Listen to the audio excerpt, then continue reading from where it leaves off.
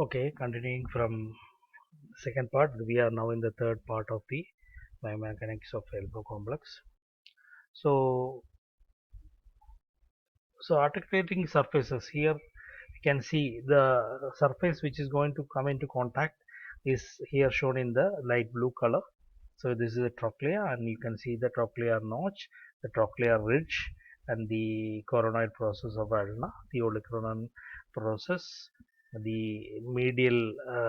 I can, without any this thing, you can just say that this is the medial trochlea, and because here have the lateral capitulum on this is hour shaped trochlea, and the medial trochlea is larger in shape, and then this is the type of movement biomechanically which will happen, even though the shape is like different here and here, but the movement will take place in this what we call as the hinge modified hinge joint. This movement will be like a modified hinge, loose or modified hinge joint.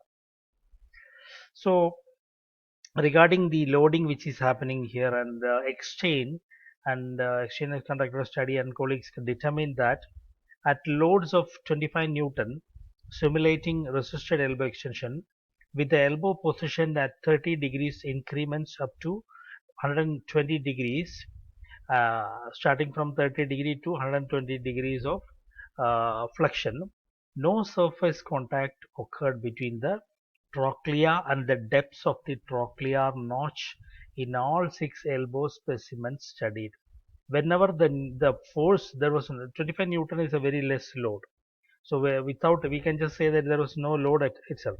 So in that, when the Exen and colleagues have studied a proper study, and they have found that from 30 degrees to 120 degrees of with elbow positioned in flexion, and then no load was given, there was no contact between the trochlea and the trochlea of the humerus and the trochlear notch of the ulna in six elbow specimens. Specimens, this should be cadaveric study, and at a load of 500 Newton, approximately 112 pound means less than 50 kilograms, almost near to 50 kilograms of load is being given to this surface. The articulating surface contact area expanded from side towards the depths of the notch, as I already told you. Now we are talking about the humeroradial articulation. Articulation between radial head and the capitulum at the humeroradial joint involves a sliding of shallow concave radial head over the convex surface of the capitulum. The humeral capitulum is slightly smaller than the corresponding radial fovea, and so the joint surfaces are slightly incongruent. In full extension, no contact occurs between the articulating surfaces. In flexion, the rim of the radial head slides in the capitulotrochlear groove and enters the radial fossa as the end of the flexion range is reached. Now we can see the humeroradial joint. This is in extension, and you can see the this is the capitulum, and you can see the radial fossa on the anterior aspect, and then you can see the head of the radius. You can also see the ulna on the medial side, and then during flexion, what happens is here the head of the radius comes and lodges into the radial fossa. Now we'll discuss about the elbow joint capsule, because we already discussed about the structure and the articulating surfaces of the humeroulnar and humeroradial joint. The humeroulnar and humeroradial joints and the superior radioulnar joints are enclosed in a single joint capsule. We have already discussed that. Anteriorly, the proximal we have a figure which in following this slide, and you will clearly understand what I am saying here.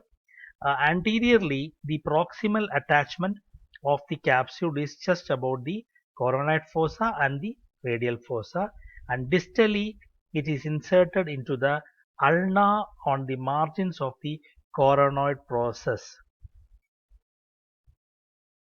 You can see here about this red marked with red is the capsular attachment, margins of the capsule.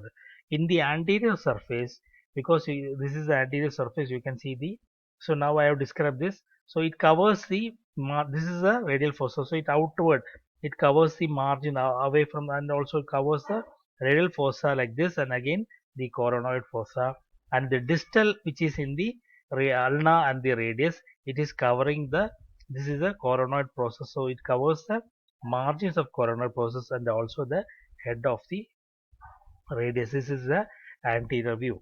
So the humeral joints, the anteriorly, we're talking about the capsule, the anteriorly, the proximal attachment of the capsule is just above the coronoid and radial fossa, and distally it is inserted into the ulna on the margins of coronoid process. The capsule blends with the proximal border of the annular ligament, and it covers the head of the radius, and also it is blending to the annular ligament except posteriorly, where the capsule passes deep below the annular ligament to attach to the posterior and inferior margins of the neck of the radius. Laterally, the capsule's attachment to the radius blends with the fibers of lateral collateral ligament. Medially, the capsule blends with the fibers of the medial collateral ligament. Posteriorly, the capsule is attached to the humerus along the upper edge of the olecranon fossa, and posteriorly, as it contains folds that are able to unfold to allow for a full range of elbow motion. Fat pads are located between the capsule and the synovial membrane. We have discussed in the earlier sessions in the college. I have told you that wherever there are bursae and fat pads, you have to understand it is to prevent any kind of friction or on the tendons which are passing through the joint. So here also we have discussed about a lot of muscles crossing the joint. So the fat pads and the bursae, presence of the bursae are to prevent any kind of friction to the tendons or the muscular fibers. So fat pads are located between the capsule and the synovial membrane, adjacent to the olecranon, coronoid and radial fossae.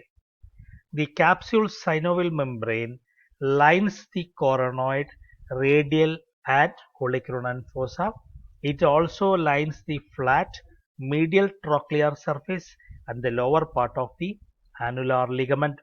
A triangular synovial fold is inserted between the proximal radius and the ulna, partly divides the elbow joint into two joints. Here it is very important that a triangular synovial fold is inserted between the proximal radius and the proximal ulna, so that it divides the elbow joint into two joints. That is, distally the joint is divided by a synovial fold, triangular shaped, between the radius and ulna's proximal surface. So the distal part of the elbow joint is divided into two. They are just, this is because of the presence of the synovial fold. Duparc done a study and found that in the majority of the joints examined in 50 adult cadavers, the triangular synovial fold was located at the proximal radio-ulnar joint near the junction of the annular ligament and the capsule. The size and the dimension of the synovial fold is varied from 1 to 4 millimeter thickness, from 9 to 51 millimeter in length, and from 110 millimeter in width, and contained fat pads and nerve fibers, mean they are innervated. Again, going through the attachment, this is the anterior view of the right elbow joint. You can see the margins of the attachment is like this, and like this, and then this is the superior, that is, it covers both the radial fossa and the coronoid fossa, and then comes down like this, and then covers the whole coronoid process, and then comes down and below the head of the radius, and blends to the annular ligament of the head of the radius, and then in the lateral side, it is there is attachment in the lateral in both what you call as the lateral collateral ligament and the medial. The lateral margins are the capsule is blending to the lateral collateral ligament in the lateral part, medial collateral ligament in the medial part. And then coming to the posterior surface of the proximal articulating surface, the synovium membrane is attached. The capsule is attaching to the, it is covering the whole olecranon process and coming here and then coming down, attaching to the, blending to the annular ligament medially and then covering the annular posteriorly, but the blending of the annular ligament is comparatively lesser, and then it comes like this and borders through the medial aspect of the olecranon process and then goes and attaches above. So in between here you have to remember that there is a synovial, triangular synovial fold. Okay, so this synovial fold, which should be in somewhere in this area, divides the elbow joint into two separate joints in the distal portion of the elbow joint. Now we'll go to the ligaments of the elbow joint. Most hinge joints in the body have collateral ligaments, and the elbow is no exception. The two main ligaments associated with the elbow joints are the medial collateral ligament and the lateral collateral ligament. The medial bone is ulna, so we call it as a ulnar collateral ligament. The lateral bone is a radius, so we call it as lateral radial collateral ligament. Then we have the medial ulnar collateral. So we explaining the medial ulnar collateral ligament. The MCL is considered to be the major soft tissue restraint of valgus stress. We already know that there is a valgus position because of the large sized trochlea, the middle part of the trochlea. So because of that, we can see that uh, uh, there is a valgus stress, and this valgus stress has to be contained or been counteracted by the medial collateral ligament. The elbow joint's normal valgus configuration subjects the medial aspect of the joint to a higher degree of valgus stress, especially during throwing and golfing activities.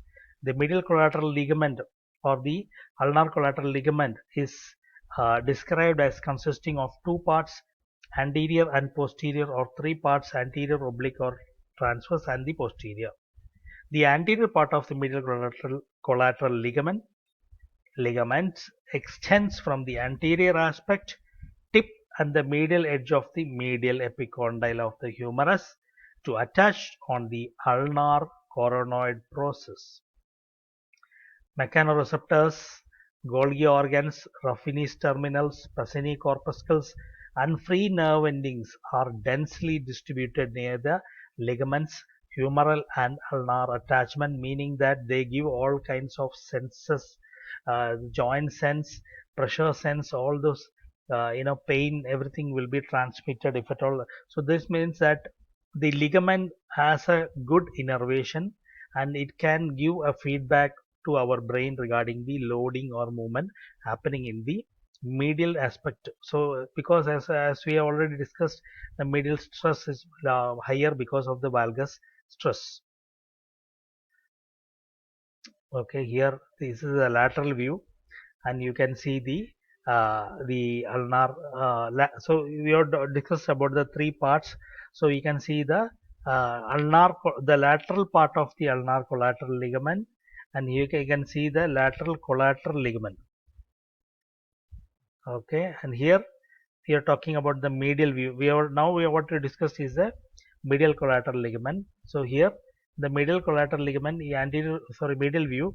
This is the anterior medial collateral ligament, and this is the posterior medial collateral ligament. We have already discussed about the oblique or transverse ligament is also present. So this is the lateral view. You can see the lateral collateral, ulnar collateral ligament, and then this is a pure lateral. This is lateral collateral ligament means that it is a radial collateral ligament. This one is another ligament which is laterally present, is a lateral ulnar collateral ligament. The posterior